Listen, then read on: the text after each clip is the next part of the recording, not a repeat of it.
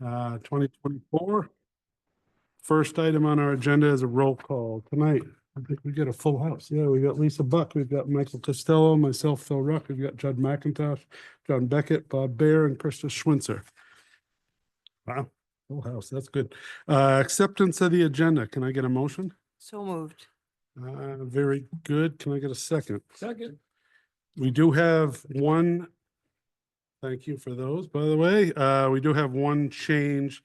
Please note the red ink that we do have a change, the public hearing, the second one for the minor site plan amendment application by the Town of Orono Fire Department is, we don't have all the materials yet, so that's not going to happen this evening. So I apologize for any confusion, but that'll be pushed to our next monthly meeting on November 20th.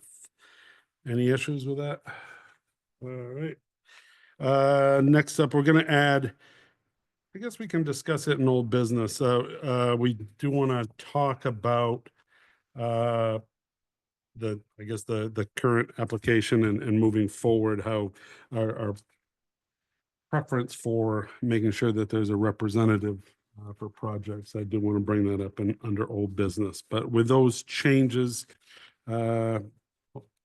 any comment on those? All those in favor?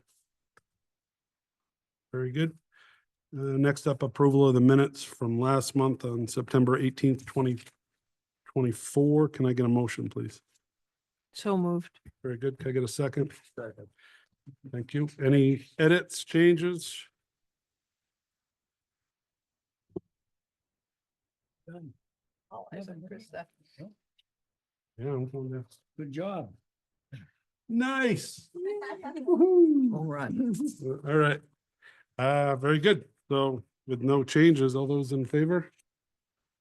Very good. These are rolling through this. New business is next up. We have one public hearing this evening. It's a minor subdivision application by M&M Truck Sales, Inc. to amend the Riverside Estates subdivision plan in order to create 3 additional lots with frontage on Union Street, tax map 31-2, lot 1-9 in the MDR zoning district. Please recall this was tabled from the previous meeting because there was no representation from the applicant at that meeting, but all the application materials, you just were able to save those, recycle them for this month. But you did give us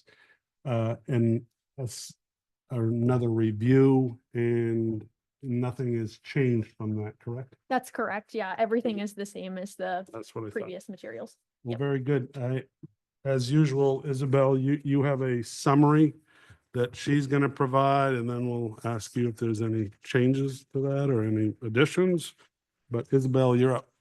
Okay, so as was mentioned, this is a minor subdivision amendment for a portion of this property that you're seeing on your screen. It amends the Riverside Estates subdivision plan to create 3 additional lots, and then it also re-reviews a 2019 land transfer, which I'll talk about in a little bit more detail in just a second. This is located in the MDR zoning district. The overall parcel is tax map 31-2 and it's lot 1-9.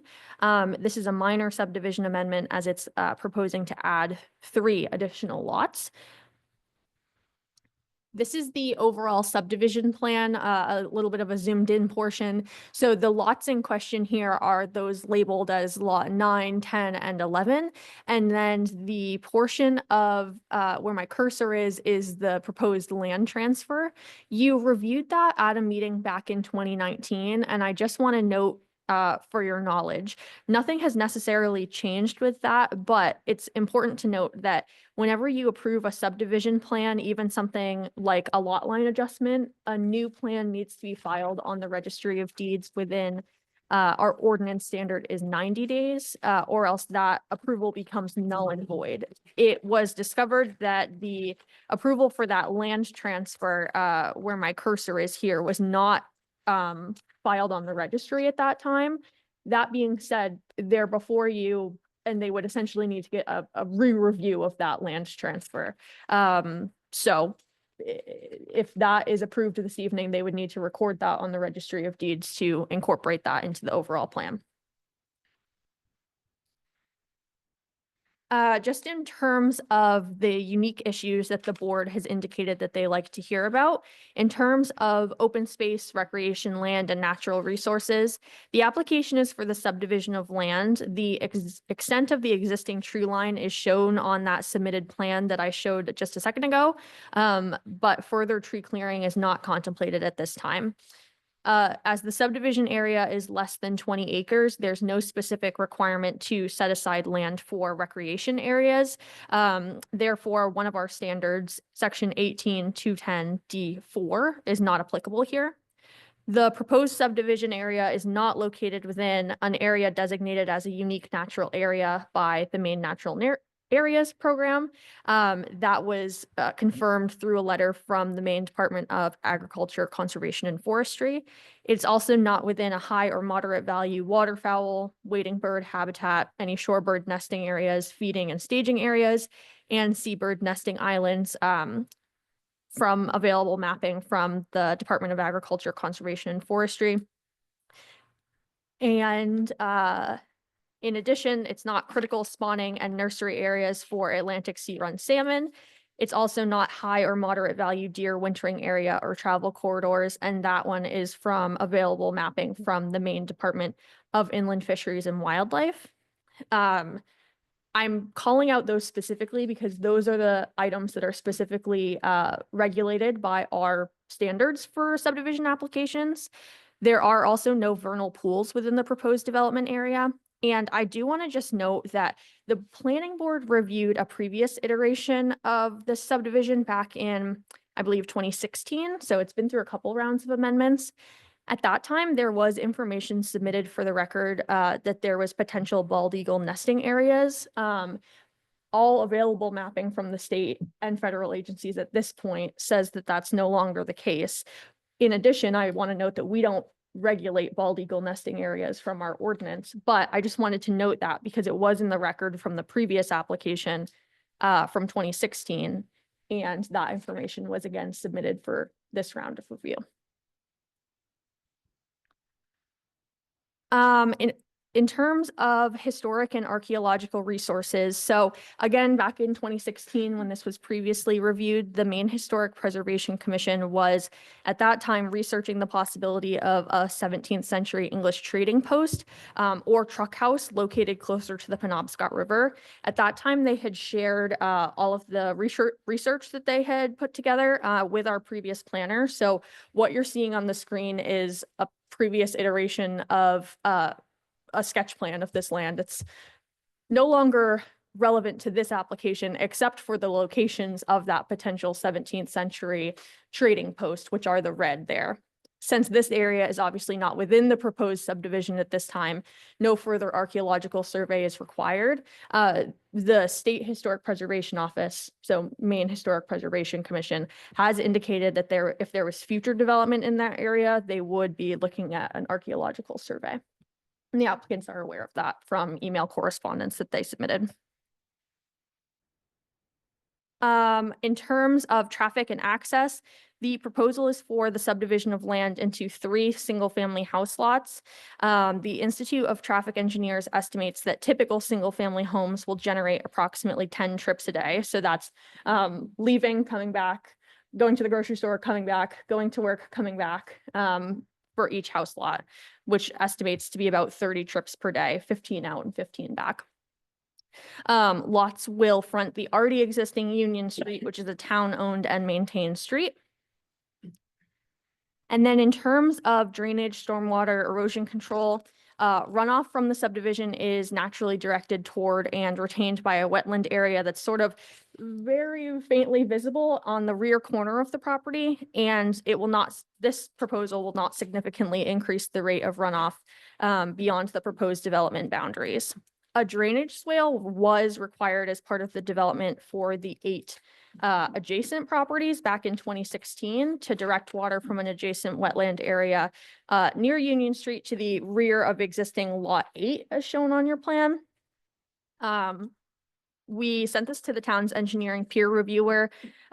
She doesn't recommend any specific drainage improvements further than that at this point.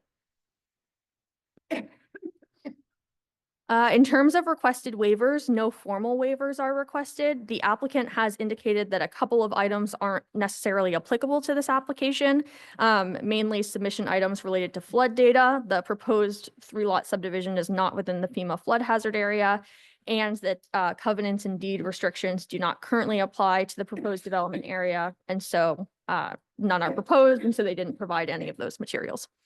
Staff would concur that these items are not applicable. And then in terms of recommended conditions, we would recommend our 2 standard conditions. So the approval is, of course, dependent on the plans contained with the application, and any changes would need to return to the planning board. That's standard for all subdivisions. And then prior to the construction on any of the house lots, they are required to obtain a building permit and really all applicable permitting from the code enforcement officer. And then likewise, the installation of future septic systems is subject to the review and approval of a subsurface wastewater disposal system permit by the town's code enforcement officer, plumbing inspector. And the applicant needs to file the signed subdivision plan at the registry of deeds within 90 days. I think that's all from me. We did advertise this as a public hearing and send notices, and the applicant's representative is in the audience if you have questions. Very good. Do you have anything to add to that presentation?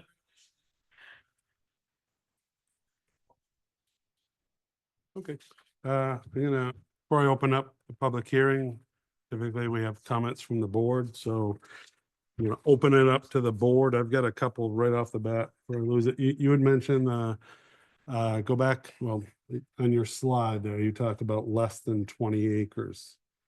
So again, and just refresh my memory, I think the entire proposal might exceed that, but if you separate the previous approval from these 3 lots to because the subdivision now, you're carving up that retained land into a different size parcel. So I was just wondering if any of that common scheme of development would apply here, specifically to that 20-acre threshold that you mentioned. Sorry. I can help maybe on that. Thank you, please. Um, And If- you are, I'm Jim Kaiser. I'm representative of M&M Truck Sales. If you go back in time when this was originally approved for the first subdivision, the entire parcel was shown as 2 lots on the tax map. And that's because it was a subdivision created back in the 1940s. So those were 2 independent lots in the proposal. They just happened to be owned by the same person or the same corporation at the time. So when we came in for that minor or the first subdivision, it was only on the portion or the lot that was along Union Street. The other lot was an independent lot already grandfathered by town zoning ordinances. So that lot was excluded. So the first lot was well below the 20 acres, and that's what we are proposing right now. When in 2019, when this was before you to transfer land over to the larger lot, which has a river frontage, that was to bring it into conformance with frontage along Union Street so that there wasn't any complications later on for any kind of land sales associated with that, or if they were contemplating putting just one single house lot on that, there wouldn't be an issue as far as frontage was concerned. So that was the game plan behind that. Unfortunately, after it got approved, there was some communication mix-ups. I don't think the plan was ever picked up from the town after it was signed by the planning board at that point in time, and therefore it didn't get recorded. So with that, we're putting that back on the table so that we can bring that riverfront lot into conformance with street frontage along Union Street so that it's now conforms with the current ordinance. and it's not a grandfathered lot, I guess you might say, in the long run. So that's what the plan was, and now we're just simply adding. So really, the lot that's in concern is still that original strip lot along Union Street. All we're doing is deeding over a portion to the larger lot, riverfront lot, and then breaking the other into three lots, the rest of it into three lots. Okay, so if you ever did anything with that retained land, this goes out the window and then you would exceed that 20 acres because that would then be common scheme of development. I think that And you'd have lot to is jump over through all the 20 hoops. acres by itself, so if it came Yeah. in, it would then follow that. 5 years is for the common scheme and DEP criteria of 20 acres. Yeah. So it's already been 5 years for those first lots. Right. So this wouldn't kind of classify into that 20 acre scenario. Okay, but if you did something, the other lots over 20 acres, so all of these things that she said don't apply. Correct. would. Yeah. Actually, for residential subdivision under DEP, for residential, it's 30 acres, or 30 lots, I think it is. They increase it for residential because of that classification. The town standards for 20 acres definitely would still apply. Okay, And just as an aside from a record perspective, I did see conversation about that in the record. I believe in the 2016 review of this application, there was conversation about that. And I believe what the planning board at that time had landed on is kind of what you seem to be getting at, that if that larger retained land parcel is ever developed, that would come into play. From the ordinance perspective, I'm looking at section 18-210, this is D4. It says that the planning board may require up to 5% of the land area of a subdivision with more than 20 acres be set aside for recreation. And I think your previous planning board predecessors were sort of getting at that with that 2016 review about the retained land. I just wanted it to be clear for the planning board that what we're reviewing tonight is three new lots plus the retained lot added to that other parcel, but we're not considering what's to be done with that retained land tonight. All they're doing, you can see from Isabel's slide, there's just that little sliver, a Yep. little dog leg on that parcel that was retained previously. Yeah, it's this little area here, and that goes down to the water's edge. Yep. It's, I think worth the note, I think there was obviously some confusion because in 2016, when we came forward, the zoning maps were amended so that these three lots and that piece we're deeding over was included in the larger piece of property, which it shouldn't have been. So there was some confusion whether, it was one lot or really two lots. And so that's where we kind of came back in 2019 to try to get that corrected. And the town is all set with what he just presented. Yes. Just a couple more. So I just refreshed my memory. We're looking at the septic systems because this is town water, but private sewer. So I'm just looking at the test pits and where the proposed systems are.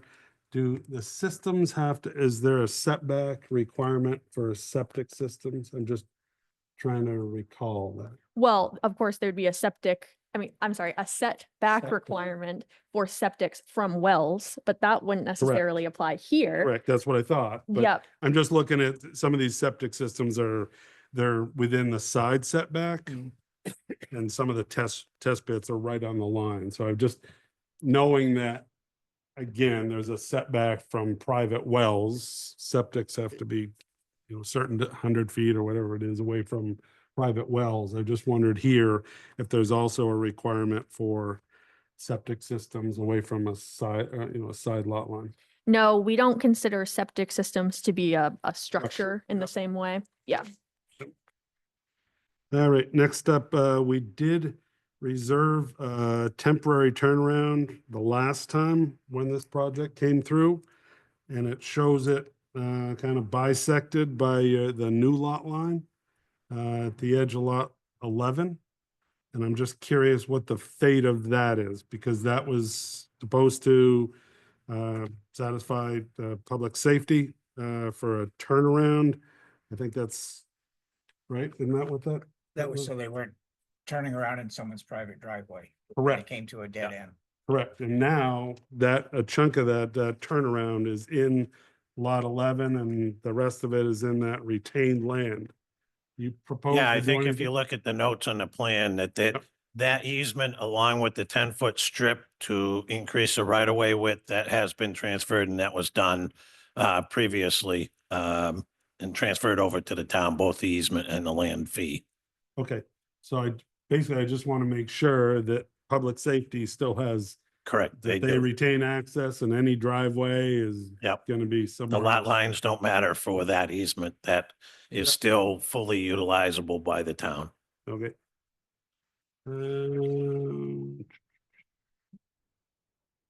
I think you did answer the question. Mandy is taking a look at this, fairly straightforward because there's no drainage systems. Yeah, I asked our engineering peer reviewer to take a look at this, mostly because I was a little bit confused about why we would have required a drainage easement back in the day. So she Yep. clarified that and then said that doesn't necessarily require anything further here. Okay. Other questions? I do have a question. So I'm still trying to follow along this transfer of land. So M&M owns the lots. Correct. The Riverside subdivision owns the Riverside piece of property. There's two LLCs here, right? No, there's only one. M&M Truck Sales Owns both. is owner of both, correct? So why is the transfer needed? You want to, so you want to take slice off that piece from that lot They were, and assign it to that other lot? correct. Because they were two lots created back in the 1940s. So they were lots of record. The river lot, the large lot that has frontage down on the river, that's not part of this subdivision, was grandfathered non-conforming, I guess you might say. I'm good now. So, okay, Quick question. So this will essentially be like this little sliver of land in this existing lot that's added to it, but not another lot in the subdivision. correct. All right. I'm trying to I was on the board then. This is the same subdivision that there were some abutters that had showed up at the original one, Mhm. and they were concerned about traffic and disruption of their quiet neighborhood. Mhm. So that never became a problem. And at the time, we requested a sidewalk too, right? This is the same subdivision. Yes, it is. I think, is that the sidewalk that's, I'm just looking at, there's sidewalk along the, There is not. There was, that was questioned by the board and put off that there was, I think the terminology was if there was substantial development, which is really referenced back into the larger parcel that's not part of the subdivision. If that gets developed, the board would still, even with this approval, would still have that ability to request the sidewalk along Union Street. Yeah, and that was a condition of approval from a previous approval previous as well, specifically documenting that. Okay. okay, so. And that remains. We're not asking for that change or anything like that. That remains in place. Okay, so that's a good point. So condition of approval last time, Michael, I'm glad you brought that up. So let's keep that in mind and, well, it's up for discussion too, this time around, but. But there's no existing sidewalk on Union Street today. So Correct. it'd just So be a we- sidewalk to nowhere. Correct. So we've been kind of consistent that, we haven't really required that. If it Yep. turns into something more and that condition would still seem to hold, that if there's a whole bunch of house lots in that retained land, the parcel on the end of the road, then we might be talking about something different for pedestrian safety. Good comment. Others? All right, I'm gonna open it up, public hearing. And please step up to the mic and tell us who you are and what your concerns or comments are. And if you don't mind just pressing the button till the light turns green if it's not already. Agree. Yeah. Okay, my question is, And you Uh, are, my name's Alan Netto. I live at 104 Union Street in Orono. Yep. My question is, you stated there would be how much traffic added to this? So I can answer that. So it's based on the Institute of Traffic Engineers modeling. So it is only a model. Their models say that each single family home typically adds about 10 trips per day. So that's in and back in, Correct. in and back in. So 30. Okay. Yep. But do you all realize there's only one way out and there's 87 homes there? There's only one way out. You keep adding homes, but where we're kind of getting pretty congested traffic wise. They were supposed to do a traffic study, the town was, because of us having problems getting on Main Street as it is. Mhm. But now, with adding all these homes, it's just added to that burden. And that's something you really should look at, because there's only one way in, one way out. it's a very good comment. And unfortunately, Orono, this is all too common in the town of Orono. And we're actually discussing these types of things at our current effort to renew our comprehensive plan in town, which kind of dictates all our land use ordinances and the direction the town's gonna go. But all up and down Main Street, you can just count them off between Page Place and just all the other subdivisions along there. And this is something that we've talked about, but sometimes there's nothing we can do as far You as know, ordinance. Like I said, if you keep adding. Yeah. You show me another subdivision around here or anywhere. Yeah. That has one route in, one route out, which has that many homes. Yeah. That's where it's getting to be an issue. Yep. And the other issue you was talking about sidewalks. Now that you've opened up the boat launch, the town has to people to use it for more than that. We have walkers down there continuously that are in the road, everything at night, and there's no sidewalk for them to walk on either. Mhm. So where do we kind of draw the line? And that's what I don't understand. Good question. Isabel, are you familiar with any discussion from Public Works and council to, because you mentioned a traffic study that the town was gonna undergo. I don't have any knowledge of that. So are you aware of any current discussions about doing something on Union Street? Well, there's a not on Union Street specifically, unfortunately. The last conversation that I had was with Rob Yerxa before he left, the former Public Works Director. And there was conversation, sort of what has already been discussed about if there's future development in this area along that adjacent land, I guess is what we're calling it, then at that point, we would be looking for expanded infrastructure. But if the sidewalk is to be constructed before that, the town obviously is required to maintain it now, do all of that now. That being said, there's a broader conversation in the community right now about sort of prioritizing transportation improvements, specifically around active transportation. It's unfortunately not something that we have in our ordinances at this point. To hold this person to, in my opinion, but the town as a whole is discussing how we should prioritize those kind of active transportation improvements and maintenance. So, and again, just taking this a step farther, if we were to require a sidewalk, wouldn't we be limited? Because this is the project in front of us. I don't know that we can go retroactively. We could only require for lot 9, 10, and 11.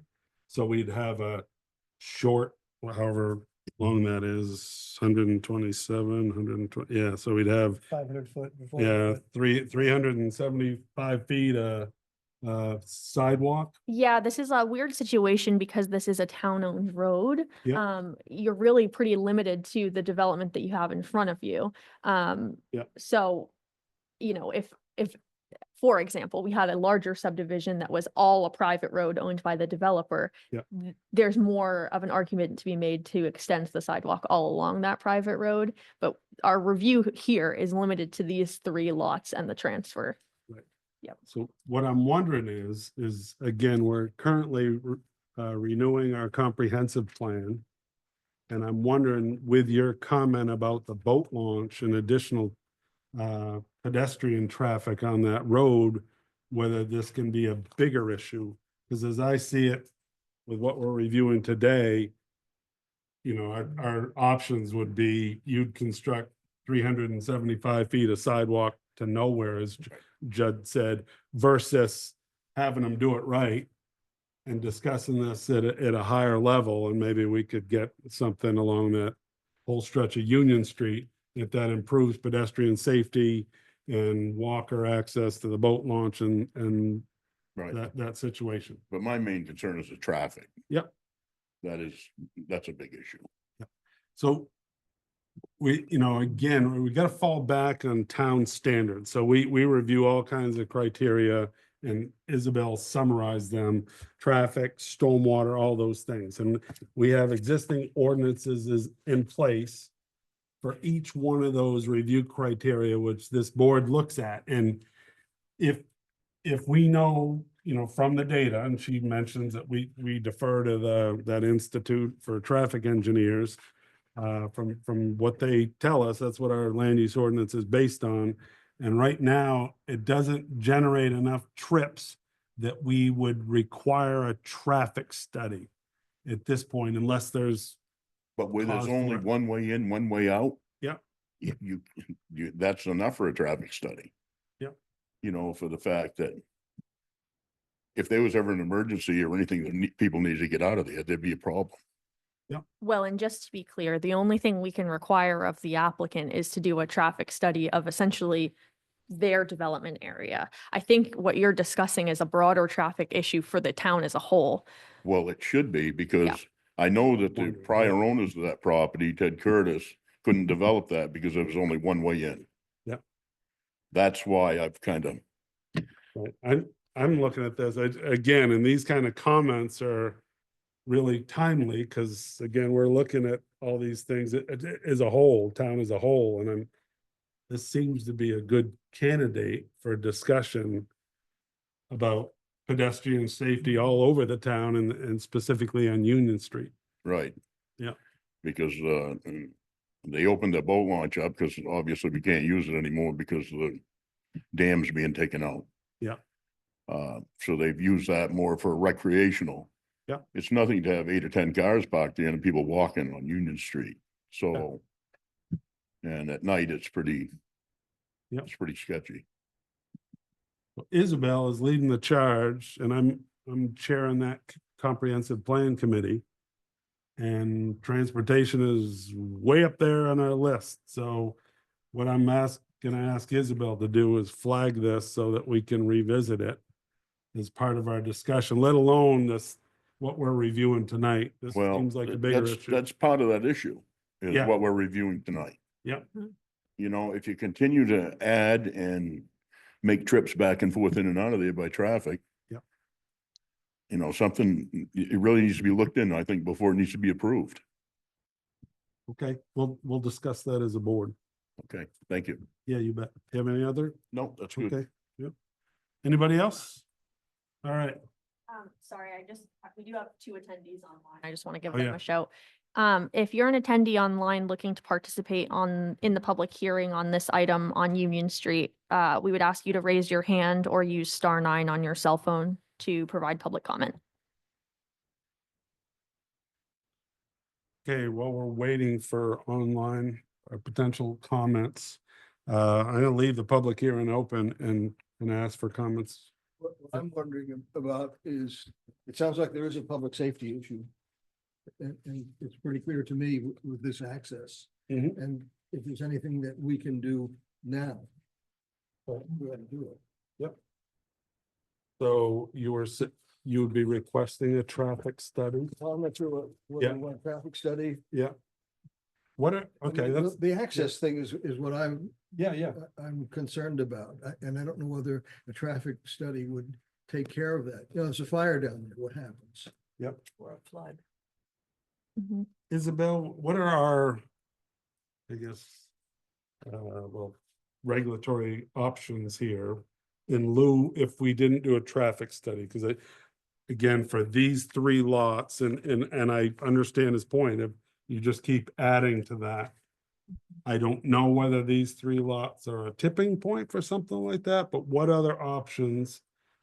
I mean, conditions of approval so that, you know, any further subdivision, what are our options? So the relevant standard of review here, I'll just be open, is fairly broad. So I think the planning board has some leeway. The relevant standard is section 18-210, it's F5. The proposed subdivision will not cause unreasonable highway or public road congestion or unsafe conditions with respect to the use of highways or public roads existing or proposed. Now, that being said, just looking at where the area where this is, and given that the applicant doesn't necessarily have control of the land, you know, in behind this development where the railway is, I don't like, typically what we would do in this situation with a subdivision is require at minimum an easement for future interconnectivity. Right, yeah, there you go. There's nothing. to There's connect not, it. yeah, in this area, that's the broader issue. So in terms of this application before us, that's where I'm not fully seeing a solution. But ultimately, it's up to the planning board. What your role here is to decide whether or not that standard has been met with this application, whether this application is the cause of unsafe conditions with respect to the use of highways or public roads. Now, that being said, I do think this is a broader issue for the community as a whole to consider. But I don't necessarily see a solution that we could require of this specific applicant, given the lands that they have control over and the constrictions, constrictions of the land in this area. All right, so other comments on traffic? It's a little limited here. One of his primary concerns that you mentioned that it's all over town is access to Main Street. Yet another dead end street, one way in, one way out. It's all over the town. We're trying to do a better job. We don't have a lot of options with this one. So I'm not quite sure what a traffic study would tell us with three lots. It wouldn't tell us much. I mean, I wonder if there is a standard with NTSB about how many houses would you put on a one way, Right. way out? There must be some standards around this. How many would you put? They go out to a main artery that is a 2-lane. It all comes down to level of service.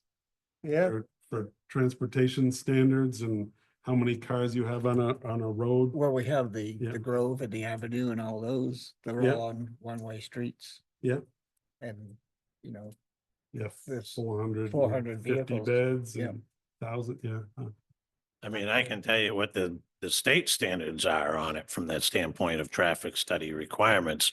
Yep. But, you know, when you look at these three lots, you know, you're looking at really, if you just count an 8-hour day, you know, that workday time period, which is conservative, you're only looking at 4 trips, basically an hour.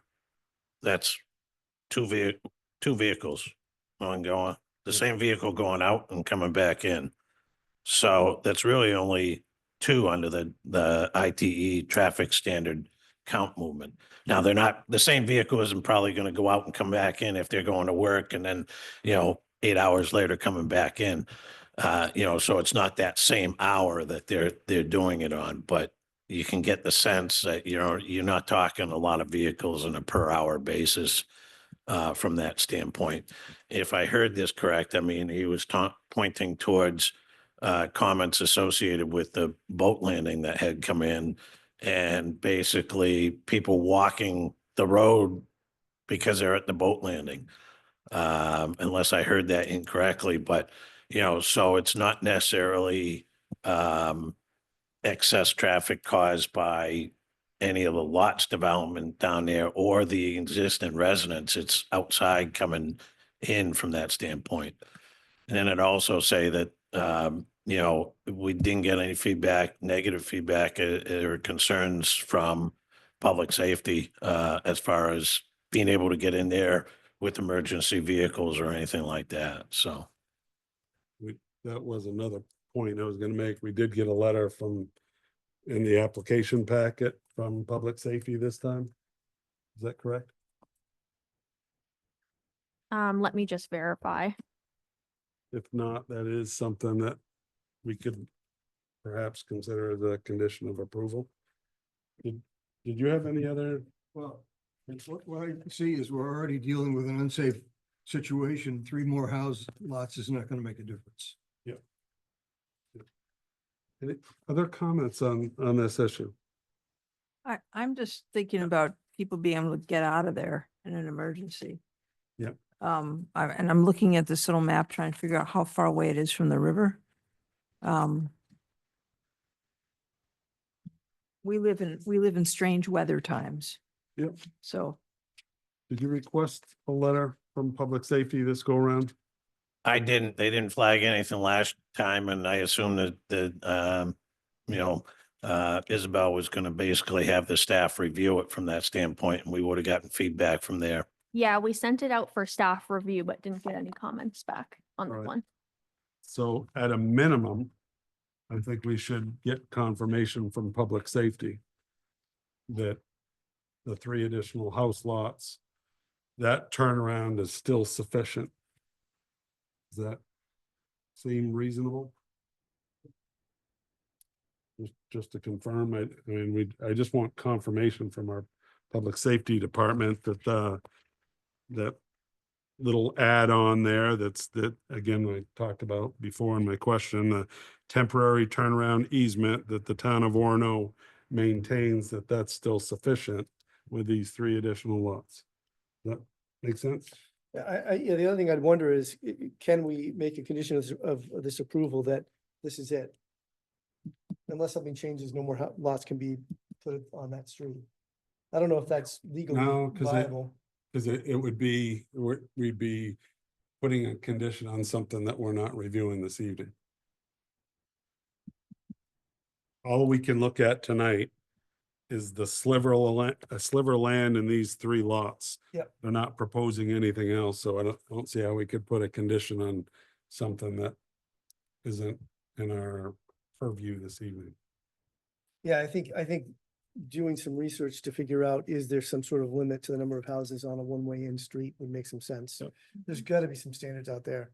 I tried briefly to try and find something, and ChatGPT did not want to cooperate because it's like, talk to your local government. But there's gotta be something out there. This just reeks of a good comprehensive plan discussion. It does. In my mind, but. All right, other comments from the public before yep, please. Yep.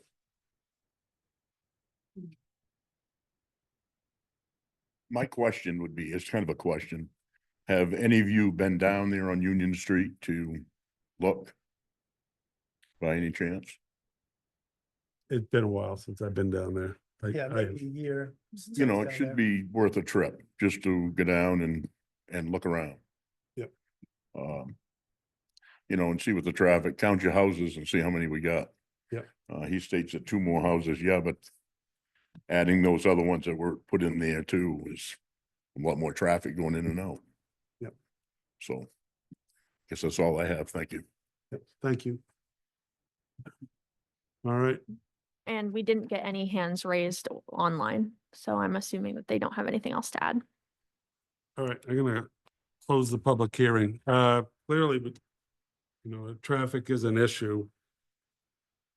You know, I see this as an Orono-wide problem too of dead-end streets. So I think maybe a more appropriate conversation is what can we do for safety issues on a grander scale? above and beyond these three lots, but I want to make sure that we're in agreement, or at least have discussed this thoroughly. Any further comments on this? Anything we can do other than making sure public safety agrees that from a safety standpoint, that what they have is sufficient?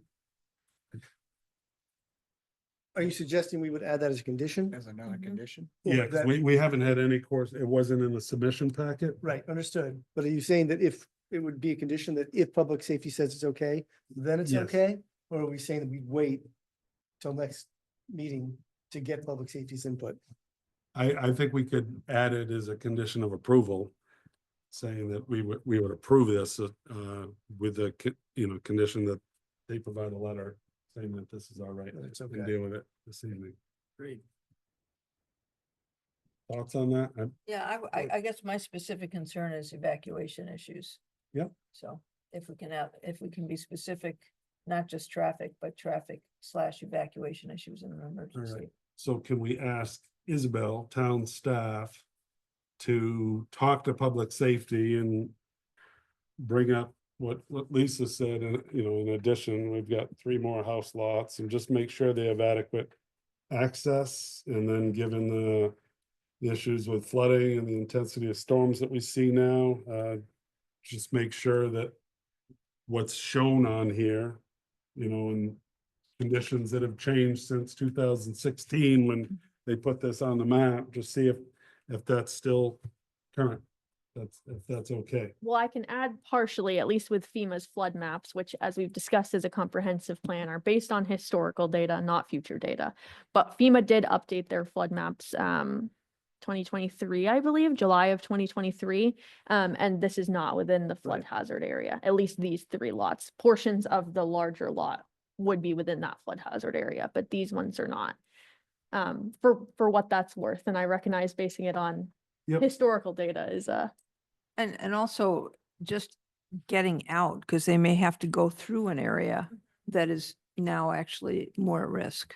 so in Just- term. Are we making novel, we're making novel I'm just- things up here on the. I'm just asking Nope. questions. Yeah, no, you it's a know, good I'm just question. asking questions because, you think about what happened in North Carolina, they weren't expecting that, right? No, I agree. And Yeah. it's a real thing. Don't Yeah. get me wrong, 100%. Yeah. I'm just trying to figure out if we, this board would be, Basically, what I see us asking is, we need confirmation, because there's no letter in the submission packet from public safety for these 3 lots. Isabel did ask for their opinion, didn't get that. which we need, So agreed. We need 100%. that, Yeah. and then just in that discussion, just make sure that they take into account any.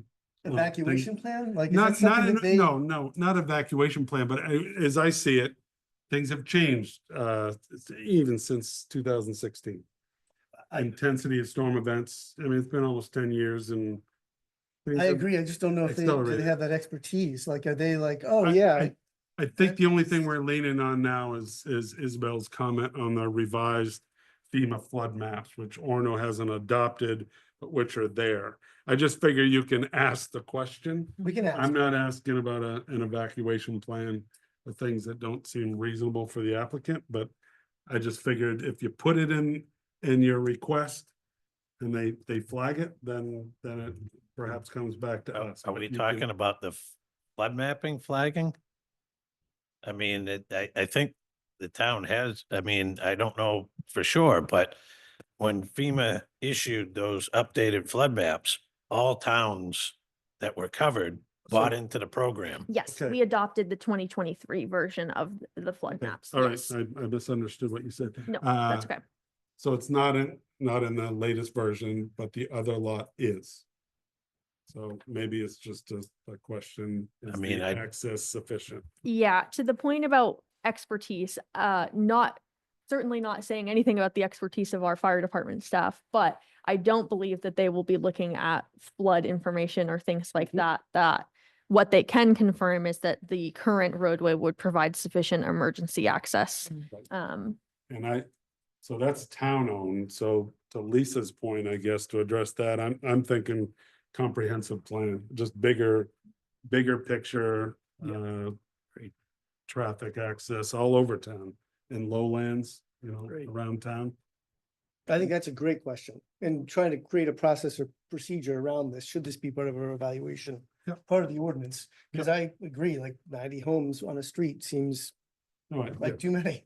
to Yep. me. no, I can, just as reference, I mean, I live in a neighborhood, there's 70+ homes in it, one way in and out. And traffic is really not a concern. I can tell you, I've lived there for 30 years and watched it grow, from 10 homes up to 70 homes. And, what people perceive as more homes, a lot more traffic, it fully increases that aspect of it. One home in the peak hour for the state criteria is less than one trip per peak hour. So, and their threshold is 100 trips in that peak hour before you have to do a traffic study. So from the safety standpoint, they're not looking at subdivisions until you get well over 100 properties associated with it. And that's new properties, not old properties. The other thing that I would not be sure, I think if the public safety was asked, or if they had given comments, they would have known this, is that if there was a um, a critical traffic movement down in that area, meaning that there was an accident count above a certain threshold, that would have been identified, and the chiefs of both departments would have said, listen, we do have a high incident rate. But I don't think that ever came up, even in the last subdivision, as whether there was. Now, nothing's down there has changed at all. So I think it's not like the roads have narrowed anymore or anything like that. So public safety can still get down through there.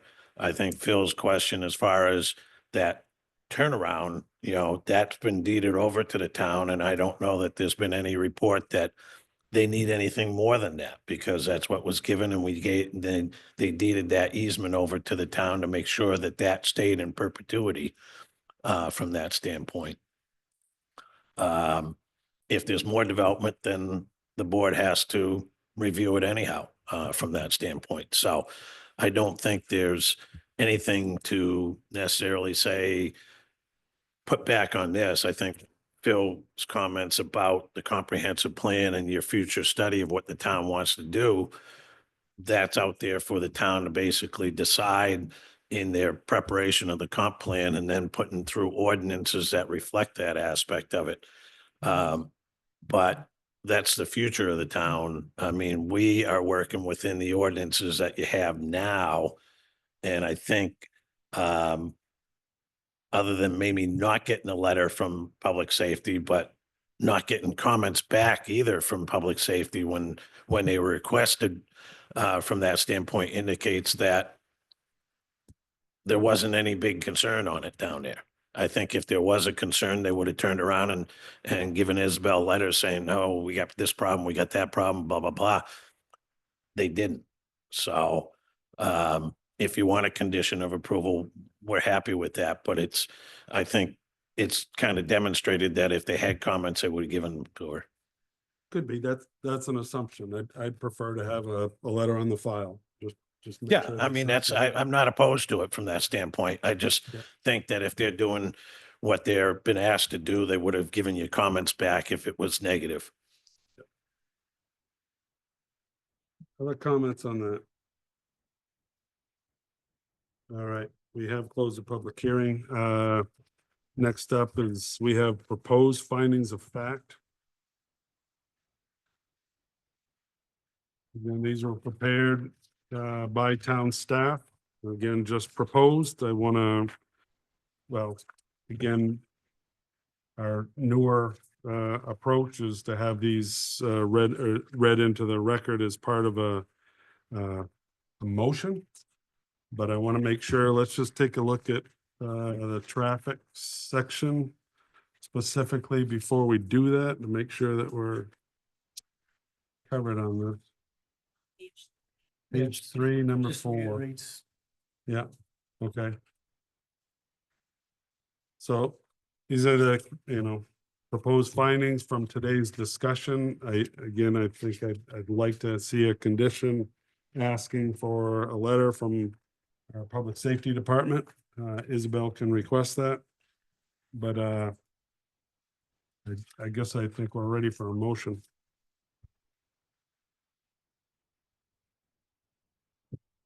I can run this one. Just quick question, Isabel. Do we need something explicit in this motion around giving the remaining land to M&M Truck Sales? Because that, I don't believe that is in the write-up. It would be, sorry, it would be included in the overall application submittal. And so that's adequate. It doesn't need to be called out explicitly. No, I don't think so. Okay.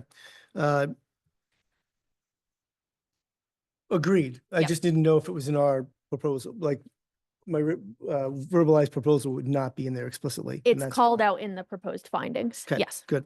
And then my verbiage here is public safety must agree that access is sufficient for emergency access.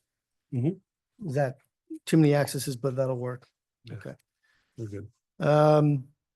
I move to approve the minor subdivision application of M&M Truck Sales Incorporated dated August 20th, 2024, and revised to September 3rd, 2024 to create 3 single-family house lots per the findings of fact and conditions of approval included in the meeting packet dated September 18th, 2024.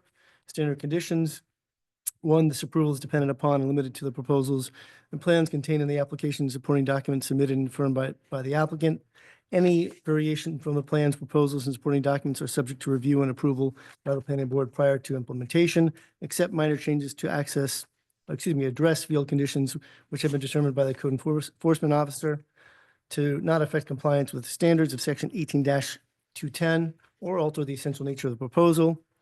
Condition number 2, prior to the start of any construction on any of the lots, a building permit is required to be obtained from the code enforcement officer. And there are 3 unique / additional conditions. 3, continuing on from 1 of conditions, the installation of future septic systems on any of the lots is subject to review and approval of a subsurface wastewater disposal system permit by the town's plumbing inspector. 4, per section 18-211, the applicant shall file the signed subdivision plan at the Penobscot County Registry of Deeds within 90 days of plan approval by the planning board. The planning board may grant an extension of additional 90 days upon a showing of good caused by the subdivider. If the plan is not recorded within the 90-day period or the 90-day extension thereof, the plan approval shall become null and void. And 5, public safety must agree that access is sufficient for emergency access. Very good. Thank you, Judge. Got a motion, can I have a second? Second. Any further discussion? All those in favor?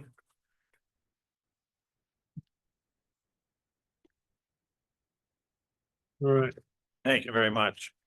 Uh, Are you gonna request that letter or should I as well? Okay, that'd be great. Thank you. Very good. Again, we do not have a second public hearing. That's been pushed off till November 20th. Now, old business, as I mentioned earlier, it came up last time and we've had this before. It, making sure that applicants have a representative before us, before we can consider them. We've been lenient only on like a couple of occasions when the Forest Hollow subdivision came before us and Mr. Benson wasn't here to actually present, and we moved forward because those were so cookie cutter. But, as a rule, and I guess in our bylaws, Krista mentioned that we should consider that discussion today, and I agree. So how do we go about that, Isabel, to perhaps amend our bylaws or just make sure that it's really clear that we need somebody to talk to us for application? So we have that in our bylaws, if I remember correctly. Regardless, I will say that it's currently staff process that when the agenda is set, we send that agenda out to the applicants that we've been corresponding with, the contact information provided on the application. I believe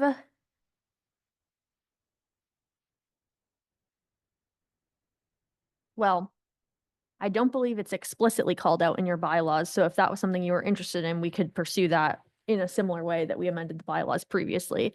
The only thing we have in our bylaws is under rules of procedure. The applicant will be given an opportunity to provide a presentation.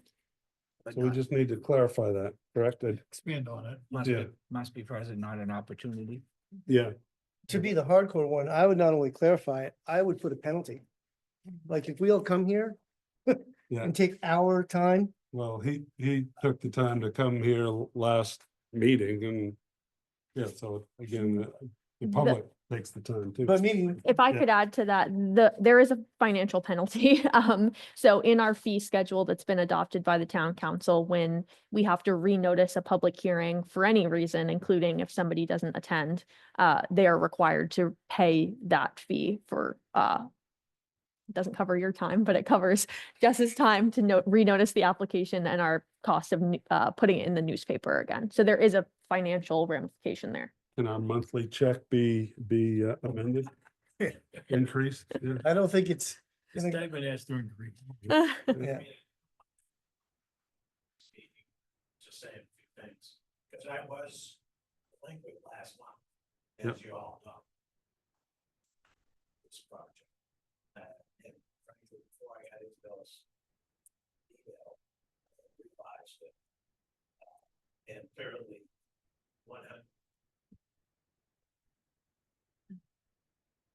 100% expected what happened would happen.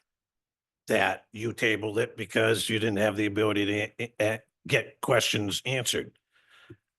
I don't know that your bylaws need to reflect that because the board has that prerogative. If they don't have answers to their question, they can always table a project. Mhm. So I don't think it necessarily needs to be that explicit. In my case, it was just a straight oversight, mean, no the doubt reason about it. It And- does is that we come here and we take our time Oh, yeah. and our time is incredibly valuable. Yep. And citizens come here expecting to have input. So when you On look at the total cost of this meeting, it's thousands of dollars. On the flip side of that, I will say I have been at meetings where there's been no quorums and the same thing happens the other way around. So Which is fair, but that doesn't happen here since I've been on this board, like it, 15 years. it may not, and it's not a big occasion in other towns either, but I have had times where you've shown up and, there's not enough board members to make a quorum and you end up not getting heard. Thing goes on for another month, delays for everybody. So it does happen both ways around. I'm just trying to say in my overall experience, which covers quite a few years at this point in time, I've always known the board to be able to take a position to table if they don't have representation. I'll give you an example. I had a project that was told to me at one point in time, this was years ago, it was on the consent agenda. And they just passed the consent agenda. I call the town the next day. Nope, sorry, yours wasn't approved. Somebody saw that there was no representative in the audience, took it off the consent agenda, tabled it. Yeah, And, yeah, but that's a prerogative that the board has, agreed. so I don't, you can put it in your bylaws. That's not a problem. I'm just saying, I think you already have that ability with the way it's written, so. And I think it's also important to be transparent about expectations. So if we say they may have the opportunity as opposed to we expect them to show up, that's different, right? Yeah. Agreed. So I think we should just write stronger language. Yeah, I'd rather be covered. It's, again, transparency, black and white. Yeah. Applicants know what the rules are. Again, this is a volunteer board. Stranger things have happened, but I don't think I've been to, again, you've been on here 30 years, I've been on here 60 years, and I don't think it's ever happened. No, it hasn't. We no. haven't had a meeting without a quorum, so. And in fact, we're Right. polled before these meetings to find out whether we will have a Correct. quorum. So, So- yeah. I'd prefer to be explicit. All right, for the benefit of our member of the public, can you, because again, you brought up some great points today, and that this is right in line with the discussions we're having. And some of your comments were, I guess, really important to the effort that we're doing. So what I'd like to do is invite you to our comprehensive plan public hearings where, you know, and we can talk as a committee that we're reviewing this stuff, you know, but, you know, what we come up with, the council has to listen to. But I think input from you, I think would be valuable. So if you're willing, I mean, there's a whole series of public hearings, and this isn't the end of this discussion. Hopefully, if you could, you know, bring some of your concerns to the the committee, and then perhaps the council can hear it. So maybe we can make some changes, you know, using another tack. So we've been at it for a while now, but Isabel, could you, for his benefit, just mention, or the public's benefit that's listening, mention opportunities to provide comment?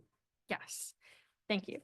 So we are currently in the process of updating our comprehensive plan. It's a policy document that will end up providing recommendations for budgeting decisions, other items that the town should take up over the next 10 to 12 years. So important document. One of the big priorities that has come out of public engagement that we've had thus far is around transportation as an issue. We currently have an online survey running through the 24th on our project website. If you haven't already taken that, it's just bit.ly/Orono comp plan. It's also linked on our the town's general website. We, in November and December, will also be having a series of opportunities for the public to weigh in on various topics. Transportation will be one of them. I think we have your email address in the office, so I am happy to contact you. If you're interested in any of them, I would encourage you to look at our project website. That's where all of the calendar of events are hosted. Well, I appreciate your comments. Again, I'm just thinking about, well, town planner report. What do we have? Well, we know we've got one next time, the fire department. Anything else on tap? I have a couple of things on my desk, but I don't know that any will be complete for our meeting.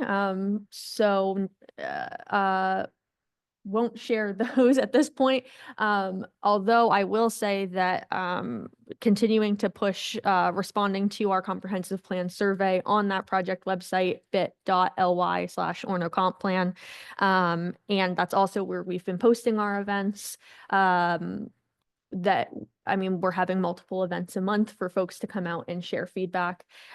We have a tabling event at Orono Brewing Company on November 7th, I believe, from 5 to 8 rather, where people can provide further general feedback. And then those topic area specific meetings will be in November and early December.